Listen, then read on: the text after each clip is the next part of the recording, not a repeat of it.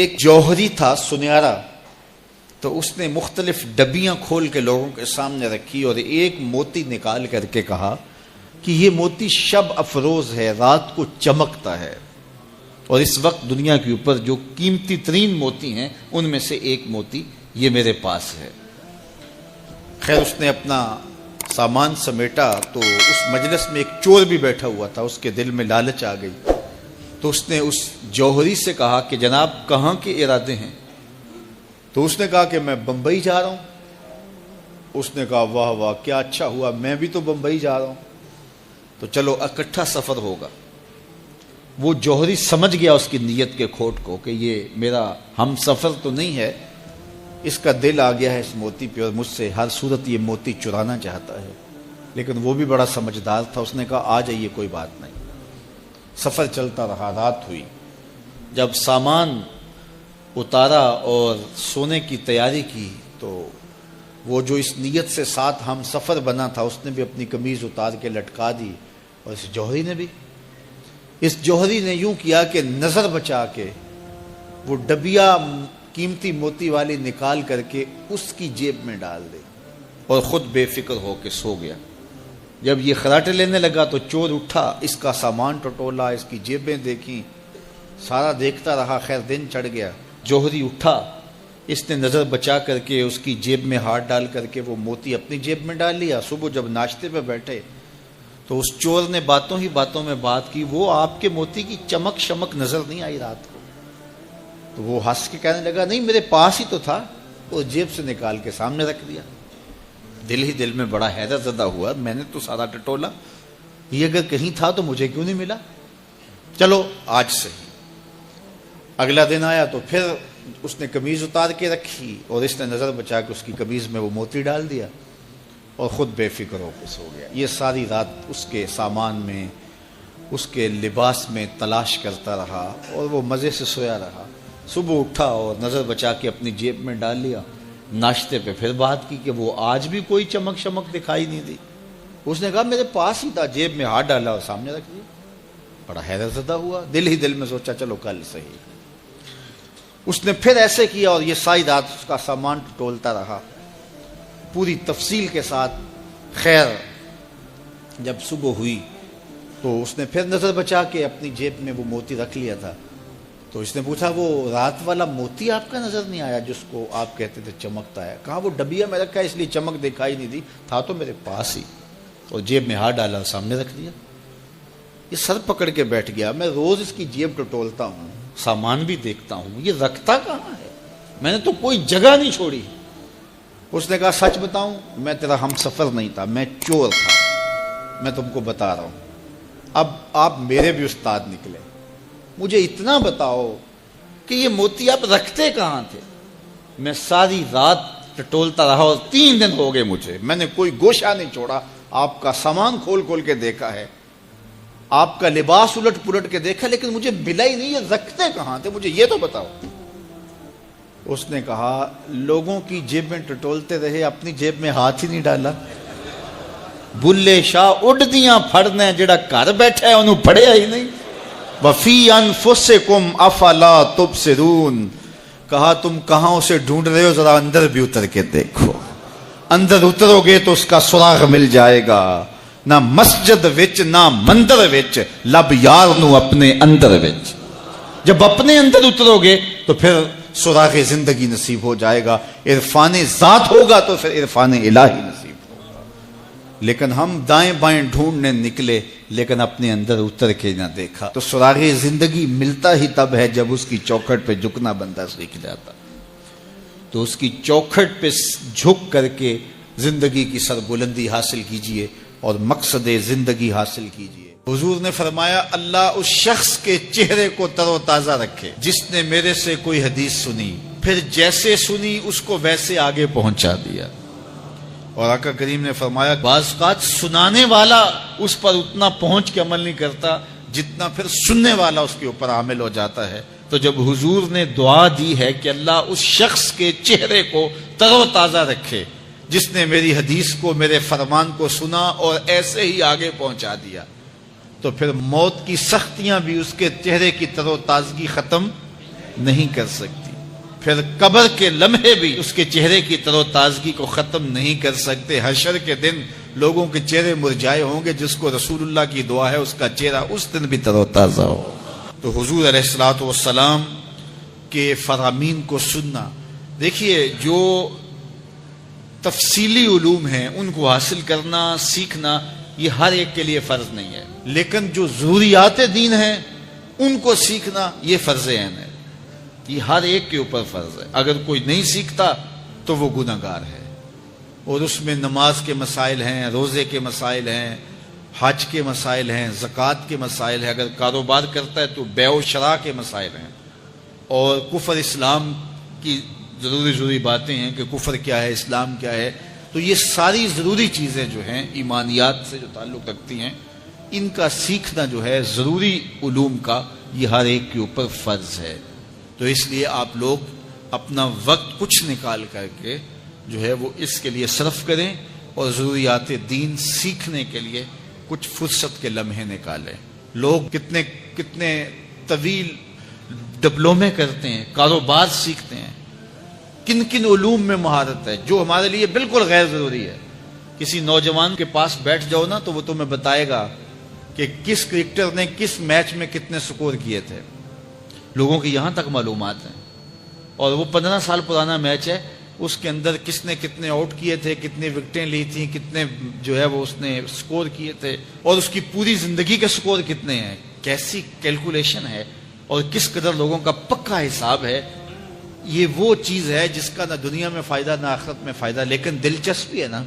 جس چیز سے دلچسپی ہو تو وہ چیز خود بخود ازبر ہوتی چلی جاتی ہے. دلچسپیاں انسان کو جو ہے وہ کسی چیز کو یاد کرنے میں مدد دیتی. ایک عرب شیخ کہہ رہا تھا کہ ہم ماضی میں پڑھتے تھے کہ ہمارے اسلاف، ہمارے بزرگ ایک رات میں پورا قرآن ختم کر لیتے تھے. تو وہ کہتا ہے میں سوچتا تھا کہ ساری رات قرآن بندہ پڑھتا رہے تو کس طرح ممکن ہے. تو کہتا ہے میں اپنے بچوں کو دیکھتا ہوں کہ وہ جو ہے وہ موبائل کے ساتھ لگے رہتے ہیں، اور فجر کی اذان ہو جاتی ہے تو وہ تب چونکتے اچھا رات گزر گئی. تو میں کہتا ہوں نوجوان کی دلچسپیاں کچھ اور ہیں، اور وہ بھی اس شغف کی وجہ سے ایسا کھبا کہ رات گزر گئی اور اس کو پتہ ہی نہ چلا. تو جن کو قرآن کا نشہ ہو گیا تھا ان کی ساری راتیں قرآن میں گزر جاتی تھی، اور ان کو پتہ ہی نہیں ہوتا تھا کہ رات بھی گزر گئی ہے، اور اذان ہوتی تو پھر پتہ چلتا کہ اچھا رات گزر گئی ہے. تو یہ شوق اگر پیدا ہو، شوق تو دیکھیے یہ گیموں کا پیدا ہو جائے، کھیلوں کا پیدا ہو جائے، تو وہ انسان کو کیا کچھ سکھا دیتا ہے. اور جس کے سینے میں کتاب اللہ کا شوق پیدا ہو جائے تو پھر کیوں نہ اس کے سینے کے اندر جو ہے وہ طلب کتاب اللہ کی تلاوت کی پیدا ہوگی. تو اپنے سینوں میں علم حاصل کرنے کا شوق پیدا کرو، علم سیکھو، اپنی نسلوں کو سکھاؤ، اپنی اولادوں کو دین سکھاؤ، اپنی اولادوں کو نماز کا خوگر اور عادی بناؤ. ان کو کھینچ کھینچ کے نماز کی طرف لے جاؤ، یہ عادی بن جائیں نماز کے، تاکہ بعد از انتقال دعاؤں کے سلسلے جاری رہیں. کتنے لوگ تھے جو ہمارے ساتھ چلتے ہوتے تھے، آپ ذرا اپنے ذہن پہ زور دیں. بچپن کے دوست، کلاس فیلوز، کاروباری ساتھی، گلی محلے کے لوگ، رشتہ دار، اعزاء و اقربا، آباء و اجداد، اور کتنے لوگ آپ کے مخالفین، معاندین، یہ ساری فہرست ذہن میں لائیں تو ایک دم خیال پڑتا ہے فلاں بھی چلا گیا، فلاں بھی چلا گیا. کوئی سال کے بعد اچانک کوئی بات یاد آتی ہے تو یاد آ جاتا ہے، کوئی 6 ماہ کے بعد یاد آتا ہے. کئی ایسے لوگ ہیں کہ سال ہا سال بعد یاد، ہاں وہ بھی ہوتا تھا. مٹی کا رزق بن گئے، قصہ پارینہ بن گئے. کہانی تو اتنی سی ہے نا، جو اکڑ اکڑ کے چلتے تھے آج وہ مٹی کا رزق بن گئے ہیں. جو اپنے بدن پہ چٹکی مٹی بھی نہیں پڑنے دیتے تھے آج ان کے کفن بھی تار تار ہو گئے. حضرت غوث اعظم فرماتے ہیں قبرستانوں میں جا کے دیکھو کیسے کیسے حسینوں کی مٹی خراب ہو رہی ہے. اللہ اکبر. بدن خاک میں مل گئے، ہڈیاں چور چور ہو گئی، ریزہ ریزہ ہو گئی. قبروں کے نشان بھی مٹ گئے، کتبے بھی ٹوٹ گئے. مٹ گیا مشتاق دل سے رنگے یاد رفتگاں. پھول مہنگے ہو گئے، قبریں پرانی ہو گئی. کون کسی کو یاد کرتا ہے؟ اور اسی طرح ہم مل کے مٹی کا رزق بننے والے ہیں، لیکن کوئی ایسا کام چھوڑ جائیں گے، اپنے رب سے جڑ جائیں گے، اپنے رب کے بندوں سے جڑ جائیں گے، رسول کریم کے دامن کو تھام لیں گے، تو پھر موت بھی مرنے نہیں دے گی، پھر سرخرو اور سر بلند ہوں گے، پھر عزتوں کے تاج سروں پہ رکھے جائیں گے، وقار کی مسند پہ بٹھائے جائیں گے، فقیر نام تنا دا باہو قبر جنہ دی جیوے ہو، پھر قبروں پہ بھی چراغاں ہوگا جب ہم ان سے جڑ جائیں گے۔ تو یہ مختصر زندگی کی تمام تر لطافتوں کے حصول کے ساتھ گزرنی چاہیے۔ کتنے نوجوان ہیں جنہوں نے اپنی توبہ کو مؤخر کیا تھا بڑھاپے کے لیے، اور آج قبرستانوں میں دفن ہیں۔ آپ جا کے قبرستانوں میں دیکھیں، وہ سوچتے تھے کہ ابھی تو جوانی ہے، جوانی سے لطف اندوز ہو لیں، بڑھاپے میں توبہ کر لیں گے، لیکن بڑھاپا نہیں آیا، موت آ گئی۔ موت تو برحق ہے، یہ تو آ کے رہنی ہے، لیکن بڑھاپا لازمی نہیں ہے کہ ضروری آئے۔ حضرت امام غزالی نے ایک بڑی خوبصورت بات لکھی، فرماتے ہیں معاشرے میں نظر دوڑا کے دیکھو، زیادہ بچے ہیں، زیادہ جوان ہیں یا زیادہ بوڑھے ہیں؟ تو کہا آپ کو بچے زیادہ ملیں گے۔ ہر گھر میں دیکھ لیجئے، بچے زیادہ ہوں گے، جوان ان سے کم ہوں گے، بوڑھے ان سے کم ہوں گے۔ تو اگر بوڑھے تھوڑے ہیں، جوان زیادہ ہیں، تو غزالی فرماتے ہیں پھر بات سیدھی سیدھی ہے، بڑھاپے تک کوئی پہنچتا ہے، زیادہ جوانی میں چلے جاتے ہیں۔ اور کہا کہ اگر جوانوں سے بچے بھی زیادہ ہیں تو پھر اس کا مطلب بھی سیدھا سیدھا ہے کہ جوانی تک سارے نہیں پہنچتے، بہت بچپن میں چلے جاتے ہیں۔ غرہ کس پہ، ناز کس پہ، غرور کس پہ، تکبر کس پہ؟ تو یہ مختصر زندگی جو اللہ کی امانت ہے، اس کو اللہ کے نام پہ گزارو۔ جو بیت گئی وہ بیت گئی، وہ تو منہا ہو گئی زندگی سے۔ وہ مجھے رات سے کچھ لوگ میسج بھیج رہے ہیں کہ آج 16 مارچ ہے اور آپ کا پیدائش کا دن ہے، مبارک ہو، اللہ سب کو جزا دے۔ لیکن میں آج اپنی چھوٹی بیٹی کو بھی کہہ رہا تھا، وہ مجھے بولی کہ ابو آپ کو مبارک ہو، تو میں نے کہا کہ آپ ہاتھ اٹھا کے اللہ کی بارگاہ میں دعا کرو کہ اللہ آپ کے باپ کے 46 سال کے گناہ معاف کر دے۔ یہ تو زندگی گزر گئی ہے، 46 سال میرے ہاتھ سے نکل گئے ہیں، میں الٹا بھی لٹک جاؤں تو یہ میرے ہاتھ نہیں آ سکتے۔ اگر میں نے اچھے گزارے ہیں تو مجھے مبارک ہو اگر قبول ہو گئے ہیں، اور اگر اچھے نہیں گزرے تو مجھے توبہ کرنی چاہیے، زندگی کی کوتاہیوں سے توبہ کرنی چاہیے۔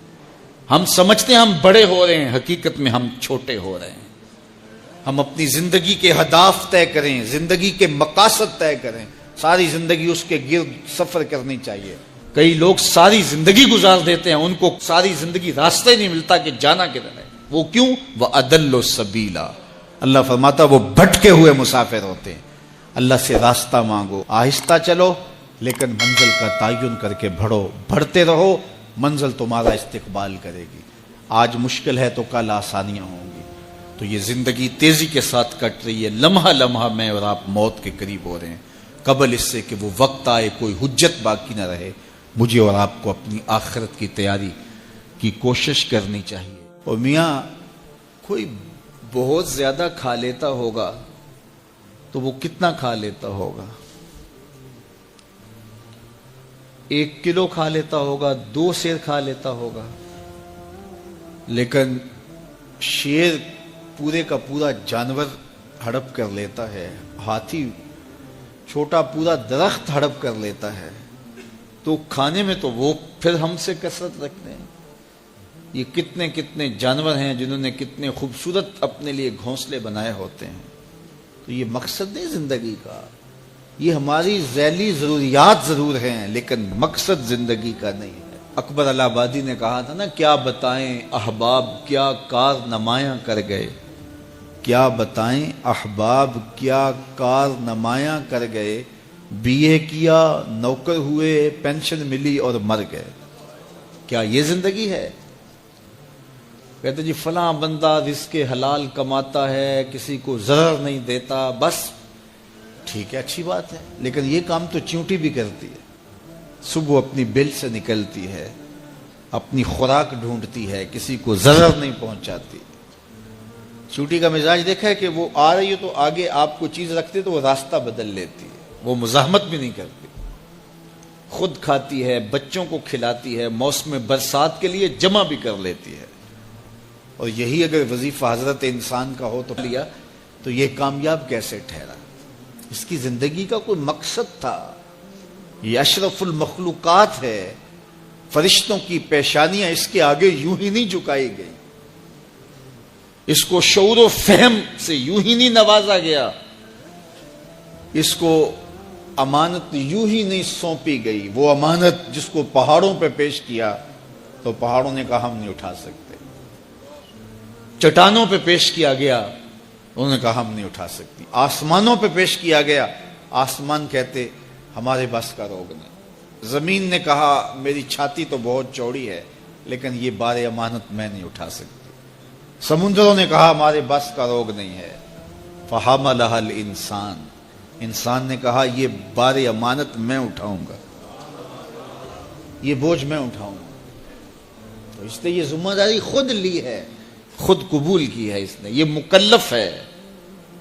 باقی مخلوقات مکلف نہیں ہیں، غیر مکلف ہیں، یہ مکلف ہے. یہ اپنے مقصد کو سمجھے، زندگی کے اہداف طے کریں، زندگی کے مقاصد طے کریں، ساری زندگی اس کے گرد سفر کرنی چاہیے. پاگلوں کی طرح کبھی ادھر سر اٹھا کے چل پڑیں، کبھی ادھر سر اٹھا کے چل پڑیں. اللہ سے راستہ مانگو. اور جس کو یہ نصیب نہ ہوا، دیکھیے آپ نے یہاں سے لاہور جانا ہو تو سب سے پہلا کام آپ کو کیا کرنا ہوتا ہے کہ رخ سیدھا کرنا ہوتا ہے. اگر آپ نے لاہور جانا ہے تو آپ کو یہاں جنوب کا رخ کرنا ہوگا. تو پھر آہستہ آہستہ بھی چلیں گے تو ایک دن پہنچ جائیں گے. پیدل بھی چل نکلیں گے پھر بھی پہنچ جائیں گے، سائیکل پہ جائیں گے پھر بھی پہنچ جائیں گے، موٹر سائیکل پہ جائیں گے پھر بھی پہنچ جائیں گے، گاڑی اور جہاز پہ جائیں گے پھر بھی پہنچ جائیں گے. گاڑی والا جلدی پہنچ جائے گا، سائیکل اور پیدل والا ذرا تاخیر سے پہنچے گا. جو رک رک کے جاتا ہے وہ بھی پہنچ جائے گا، کچھ وقت لگ جائے گا اس کو. جب منزل کا رخ سیدھا ہے تو چلنے والا سست بھی چلے تو ایک دن پہنچ جائے گا. اور اگر رخ سیدھا نہیں ہے، جانا لاہور تھا رخ ادھر کا ہو گیا تو جتنا تیز چلے گا منزل سے اتنا ہی دور ہوتا چلا جائے گا. اس لیے رخ کا تعین اور منزل کا پتہ ہونا اور اپنے مقصد زندگی سے آگہی یہ مومن کی زندگی ہے. اور یہ روز اللہ کی بارگاہ میں وہ دعا کرتا ہے اہدنا الصراط المستقیم، مالک مجھے مستقیم سیدھی راہ کی ہدایت عطا کر دے. اور جس کے پاس یہ نہیں ہے اس کے لیے اضل سبیلا کا کہا گیا، وہ بھٹکا ہوا مسافر ہے. آہستہ چلو لیکن منزل کا تعین کر کے بڑھو، بڑھتے رہو، منزل تمہارا استقبال کرے گی. حضور نے فرمایا اللہ اس شخص کے چہرے کو تر و تازہ رکھے جس نے میرے سے کوئی حدیث سنی، پھر جیسے سنی اس کو ویسے آگے پہنچا دیا. ادارۃ المصطفیٰ پاکستان آج سے 25 سال قبل اپنی جد و جہد کا آغاز کرتے ہوئے اپنے ایک متعین راستے پہ گامزن ہوا اپنے ساتھیوں کو لے کر کے، اور اسی طے شدہ ہدف پر اپنے سفر کو جاری رکھا. اور حالات اور لوگوں کے رجحانات کو دیکھ کر کے اپنی منزل تبدیل نہیں کی، بلکہ قرآن و احادیث کی تعلیمات کے نتیجے میں جو اہداف متعین تھے اس پر اپنے سفر کو جاری رکھا. اور آج دنیا کے ایک ایک کونے میں الحمدللہ محبت کی یہ آواز پہنچ چکی ہے. اور 25 سال کے بعد ہم پہلی مرتبہ بڑے پیمانے پر مصطفی اجتماع کرنے جا رہے ہیں. انشاءاللہ العزیز اللہ نے چاہا تو 1 اپریل کو یہی مرکز مصطفیٰ میں مصطفی اجتماع منعقد ہوگا. خواتین کے لیے پردے کا انتظام ہم نہیں کر پائیں گے چونکہ اوپر والے ہالز وغیرہ بھی ہمیں مردوں کے لیے ان کی ضرورت ہوگی، تو اس لیے خواتین سے ہم معذرت کر چکے ہیں. 1 اپریل کے اس مصطفی اجتماع میں بھرپور دعوت کا آغاز ہو چکا ہے. جمعۃ المبارک کے جملہ سامعین اور میرے ساتھ محبت کرنے والے تمام لوگوں کو میں یہ میسج دیتا ہوں کہ وہ اس کے دعوتی عمل میں بھرپور شریک ہوں اور وطن عزیز کے کونے کونے کے اندر مصطفی اجتماع کی ضروری تشہیر بھی کریں اور اس کے لیے قافلہ سازی بھی کریں اور منظم قافلے لے کر کے یہاں پہنچیں. ہم نے بہت زیادہ وقت اجتماع کے لیے نہیں رکھا، 10 بجے سے لے کر کے نماز عصر تک، اور نماز عصر بھی تاخیر کے ساتھ نہیں، جو اس کا وقت ہے اسی وقت پر انشاءاللہ پڑھیں گے۔ تو